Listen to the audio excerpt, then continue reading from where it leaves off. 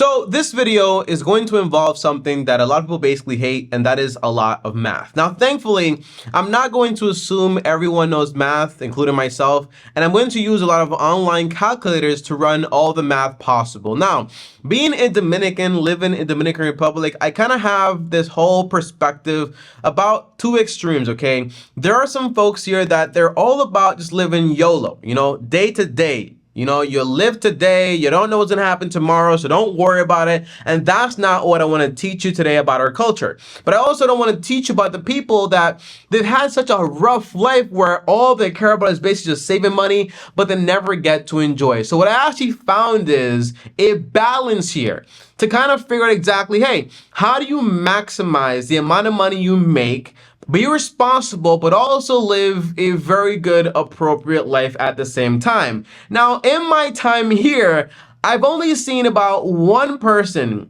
actually do this correctly, okay? And even this person tends to struggle with saving too much money every now and then and working way too much every now and then, okay? So the whole goal is to grab these two extremes, put them together, and give you a balance so when it comes to saving more money, when it comes to being able to retire, you actually have a pretty good formula, all right? So as always, guys, do me a favor and smash the like button. Now, the very first thing, guys, I want to give you guys two examples, okay? My dad was very good at making money. Now, he was even better at spending money. He lived a very good lifestyle in that sense, but in the end, he didn't have anything to show for it because he kind of spent everything he actually made. That's not good. That's one extreme. My grandma lives a very niggardly life, okay? That is a real word. Look it up, okay? It's not what you think it means, but living that type of lifestyle basically means you don't really spend any money whatsoever. You're all about saving money, and that's not really what you want either because he had to live that way when she had 10 kids and she was raising 10 kids, but today she basically has money in a way, but doesn't have the health to actually enjoy any of it and can't really point out to any moments where she actually got to spend some of that money to actually enjoy it. Everything has been about survival, but she hasn't realized that she has more than she actually needs. So you could have probably like had more fun in some way early on in her life, okay? So those are the two extremes I don't want you to be a part of. Now, to figure out exactly how much money you actually want to save, the first idea is going to be to figure out your survival number, or what I like to call your baseline budget. This basically means how much money do you need every single year to survive, to live a very good life in a way, a basic life, with your bare necessities. Now, that takes into account shelter costs, utility costs, grocery costs, and on top of that, transportation costs. If you don't have these four things, usually you're going to be struggling in some way. Your quality of life is not going to be that great. If you don't have shelter, you're homeless, okay? If you're not paying utilities, you're struggling. If you're not paying for food, well, what are you eating, okay? You're not gonna live that long. And transportation is also a necessity in some way, somehow, in every format. So you gotta cover all these four things. Now, the idea is, for me personally, let's say my number is $24,000 a year. If I have $24,000 a year, I'm gonna be fine if I can make that money in passive income. So how much money do I need to save to get to that point? The answer is very simple. There are two ways to actually do it. One requires some math and the other one requires some math and also some morbid thinking, all right? So the first one is my favorite one, which is basically simple. If you need $24,000 a year, like me, a year, to actually be solid, to survive, to probably live pretty good, multiply that number by 25. And that tells you exactly how much you need in total in your investment account.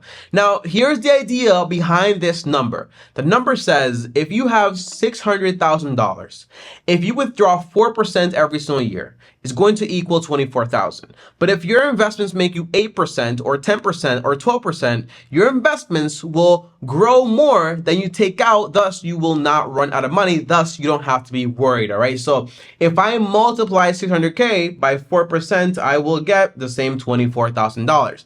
That's one way to do it. Now, the second way is a little bit more morbid, a little bit more detail, but the idea is you want to use a calculator used by insurance companies. So let me go over here to actually show you guys right now, not the savings goal one, no, not this one. You actually want to use what they call an actuary table. This table is a table that actually is used by insurance companies to actually figure out exactly how long you have to live and also what the odds of you actually dying actually are. Kind of crazy, okay? But the idea is very simple. You want to go to your age. So in this case, let's say I'm 30 years old. If I'm 30 years old, the odds of me dying are less than 1%, and I have about 45 years left on this earth.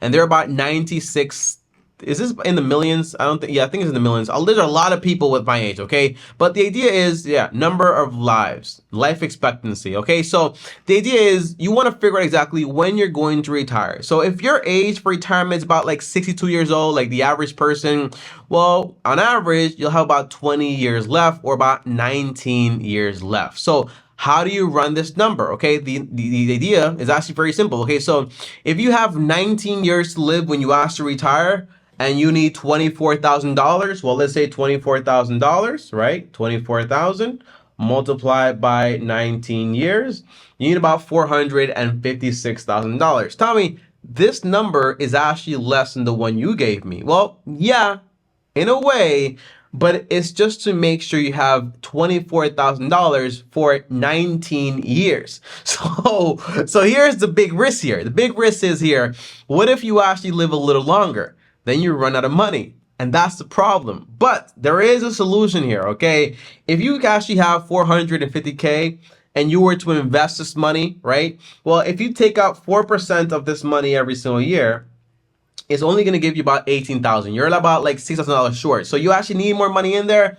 But the idea is if you actually have, let's say the same 450, and this money grows at around like 8% a year, right? 8% a year. That's about $36,000, right? So if you take your $24,000, you still have $12,000 in there. So that money stays there and then still keeps growing. But the problem is you could have a year where you actually don't do that great in the market or a long spread, and then that could cause you to actually run out of money. And that's why I recommend doing the 4% rule instead. But there is another solution, which is basically you could also buy an annuity to make sure that your income never falls below a certain point. But the idea is this: you can either do a life expectancy one, which I'm not a big fan of because you don't know how long you're actually going to live, all right? Or you can do, for example, the 4% rule, which makes sure and kind of guarantees you in a way that you're going to keep getting that money no matter what, okay? At least for 33 years. And that's actually a lot better, all right? So as you get older, you could actually start to spend more money, but I would kind of say like that's kind of like working backwards. You actually want to spend more money when you're younger and able to enjoy it a lot more, because when you get older, you're not going to be able to actually enjoy as much money because your health is obviously going to be decreasing. So that's the first factor, to figure out your survival number. So far for me, we have $600,000, okay? If I'm using that calculator. Now, number two, guys, is going to be, well, tell me, all right, I know what my saving goal actually is or what my survival number actually is, but how do I actually plan this out in action? How do I actually make a plan to accomplish this goal? Well, the answer is actually very simple here, guys, okay? So again, you want to basically understand by what age you want to retire, what your current age is, subtract those two and find out how much time you actually have left to actually get there. So if I'm 30 years old and I'm going to retire by age 62, I have 32 years left, all right? So that's the idea. So 32 years left. What do I do with this number, and how do I figure out how much I need to invest every single month to get to my goal?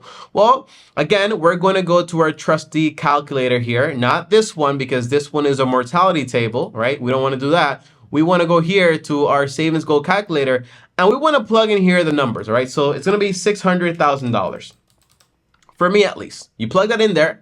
And then you want to go to your initial investment. I'm going to start off with $1,000 investment.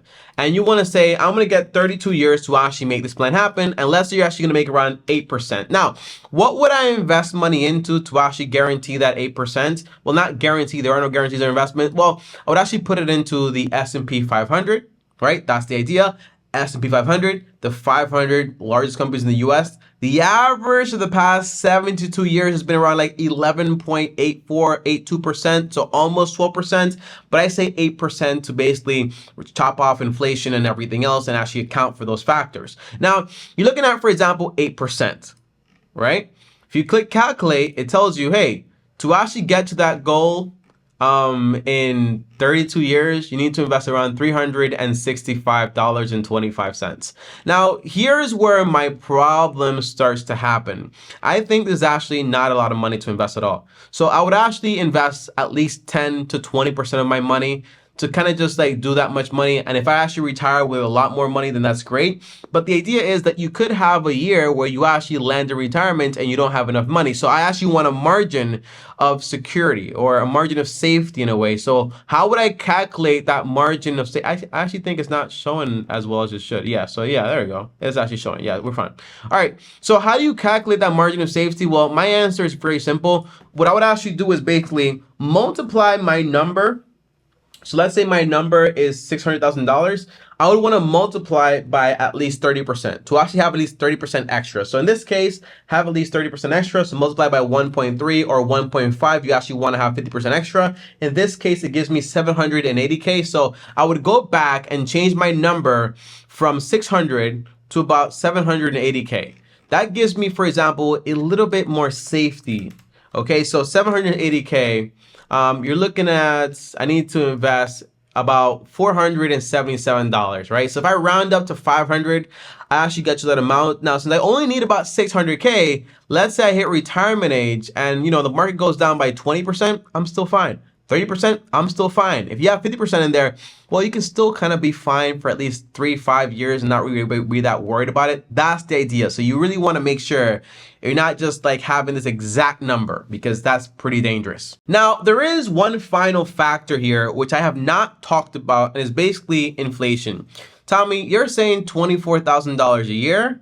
But like 32 years from now, that money is not going to be valued the same. And that's why when you're putting your money into your investment account, you actually want to subtract inflation from it to account for that. So although you're at like at 11% minus 3, it's more like around like 8% or so. Okay, that's your official return. And that's why I made the math like that, to account for inflation.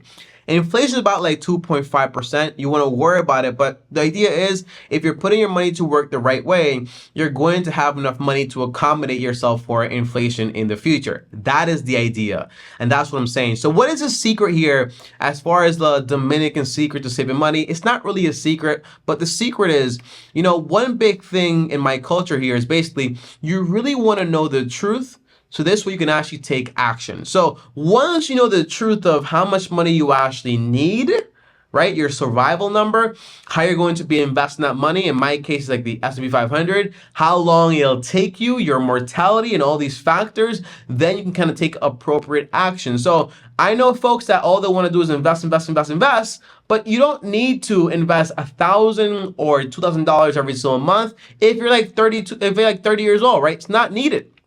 You actually have a lot more time to get to your goal. So if you can invest maybe like a lot more reasonable number, like between 10 to 20%, right? Focus on paying off your home, having no debt, all those factors, and using all your free money to actually have maximum enjoyment out of life, then that's a lot better of a plan, because you don't want to wait until you're 60 to start enjoying life, because by that point, your health has diminished a lot. That's the whole idea, and that's the secret. The secret is know the numbers, know the truth, and then that can actually help you take action and to actually enjoy life today, because that's also very important. All right. Thanks for watching. As always, like, subscribe, hit the bell to get notified, and comment down below and let me know exactly, hey, how much money do you actually need? Now, if you made it all the way to the end of the video, there is one more calculator I actually want to show you guys. Okay, this one's actually pretty fun, and it's basically this one. Okay, so here it is right here. It's actually a retirement percentage calculator. Let me zoom in all the way here. This one's pretty cool, and I'm going to show you guys why in a second here. Let me just make sure you're actually able to see it. Hold up. Okay, here we go. Okay, so here is how many years until you retire. Let's say 0. So I'm actually going to retire this year. Just assume that you're looking at this for this math, like basically when you're 62 years old and you're about to retire. Just run the numbers like that, okay? So numbers of year in retirement. We know based on our mortality table, let's say I'm going to be like 62 years old. I have about 19 years left, all right? That's the idea. So let's round up to 20 years, okay? So let's say, hey, I'm going to have like 20 years in retirement, and then I'm basically going to like not be here anymore. And if you actually want to be like a little bit more conservative, let's say like 30 years, you're going to live until you're 92 years old. Now, the average annual interest rate you can earn is about like, let's let's say 8%, okay? Then the average annual inflation rate is about 2.5%, okay? Or you can say 3%, that's fine. But if you do that, then put in 11% here because you're actually going to earn around 11% potentially. Now, how much will you have when you retire? Again, let's use this number right here, which we actually got, which is around like $780,000 for our math with a margin of safety of 30%. Well, put that number in there. Now, how much will you withdraw annually? So this is how much money you're actually going to take out. So as a percentage of the initial total, then adjust for inflation? No. As a percentage of the initial total, as a percentage of the annual. Okay, so we can actually do this one. So you take out as a percentage of the initial total, which is this, and then you adjust for inflation, which is like around 3%. So here, I'm going to withdraw 4% of that money. So let's click view schedule right here.